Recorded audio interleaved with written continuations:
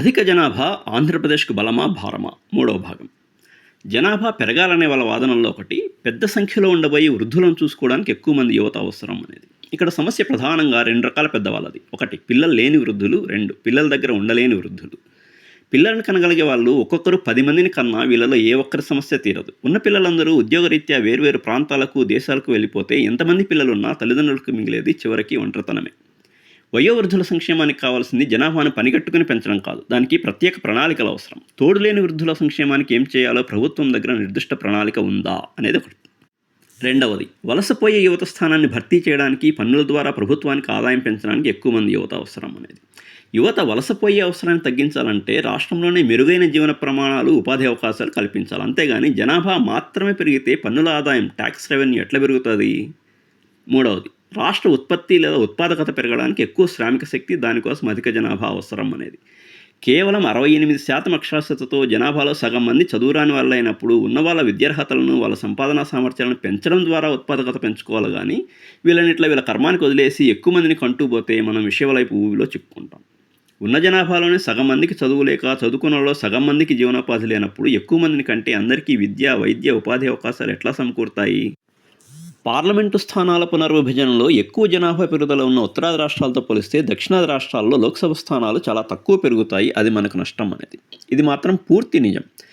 లక్షద్వీప్ లోక్సభ నియోజకవర్గ ఓటర్ల సంఖ్య 57,784 మాత్రమే. మల్కాజ్గిరి లోక్సభ నియోజకవర్గ ఓటర్ల సంఖ్య 31,50,303. ఇది లక్షద్వీప్ ఓటర్ల సంఖ్యకు దాదాపు 55 రెట్లు ఎక్కువ.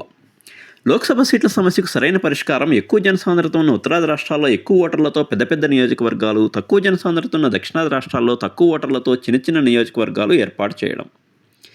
ఇంకొక వాదన, ప్రస్తుతం మన అదృష్టం కొద్దీ ఉత్తరాది బీద రాష్ట్రాల నుంచి శారీరక శ్రమ చేసి మనుషులు వస్తున్నబట్టి సరిపోయింది, కానీ లేకపోతే చాలా కష్టమయ్యేది. వాళ్ళు జనాభాను తగ్గించుకునే లోపు మనం త్వరగా జనాభా పెంచుకోవాలా, లేకపోతే పని మనుషులు కూడా దొరక్క కష్టపడతాం, దేశ రక్షణలో సైనికులకు కూడా కొరత ఏర్పడుతుంది అన్నది. రాబోయే రోజుల్లో పనులు చేయడానికైనా, దేశ రక్షణ, యుద్ధాలు చేయడానికైనా ఎక్కువ మంది పనివాళ్ళు, సైనికులు అవసరం లేదు. చేతి పనులు, దాడులు, రక్షణ పద్ధతులు ఎక్కువ యాంత్రీకరణకు లోనవుతాయి. యుద్ధాల్లో ఇతర రకాల టాక్టిక్స్ అవసరం అవుతాయి. ఉదాహరణకు ఇంటి పనుల్లో కష్టమైంది గుడ్డలు ఉతకడం. వాషింగ్ మెషిన్కి అలవాటు పడి దాన్ని ఒక పనిగా గుర్తించడం కూడా మానేసినాం. మెల్లమెల్లగా డిష్ వాషర్లు, రోబోటిక్ ఫ్లోర్ క్లీనర్లు కూడా దాదాపు అంత కామన్ అవుతాయి. పొలం పనుల్లో పురుగు మందుల పిచికారి లాంటి పనులు డ్రోన్లు చేస్తాయి. ఇట్లా వివిధ మార్గాల్లో హ్యూమన్ లేబర్ మీద ఆధారపడడం తగ్గిపోతుంది. దాని మూలంగా నిరుద్యోగ సమస్య పెరుగుతుంది. జనాభా వేగంగా పెరిగితే సామాజిక అశాంతి తప్పదు.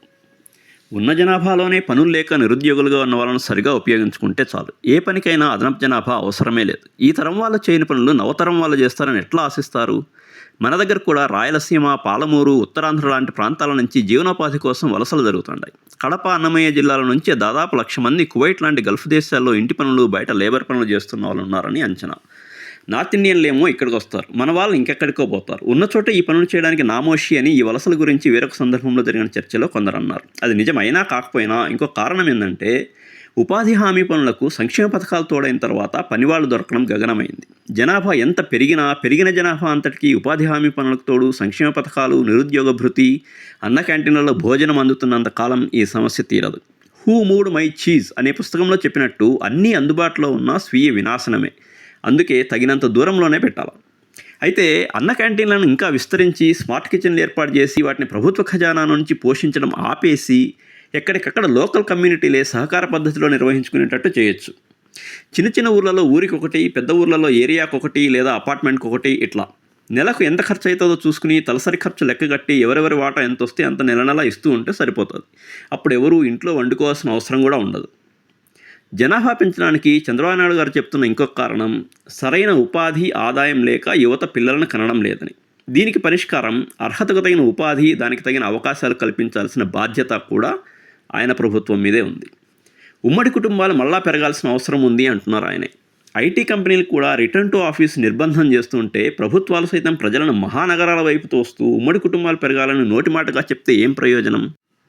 ఉన్నత చదువుల కోసమో, ఉద్యోగార్థమో ఒకే నగరానికి వచ్చిన కుటుంబ సభ్యులు సైతం నగరంలో తలా ఒక మూల విడివిడిగా ఉండాల్సి వస్తున్న ఈ రోజుల్లో నగరాల్లో ఉమ్మడి కుటుంబాలు ఎట్లా సాధ్యం? ఎక్కువ మంది పిల్లలను కన్నా తల్లిదండ్రులను దేశభక్తులుగా అభివర్ణించాలి. ఇది కూడా చంద్రబాబు నాయుడు గారి స్టేట్మెంట్. మీకు కూడా ఇదే అభిప్రాయం ఉన్నట్లయితే ఈ వీడియో 3 భాగాలు ఒకసారి చూడండి. నా వాదనలో లోపం ఏమిటో చెప్పండి.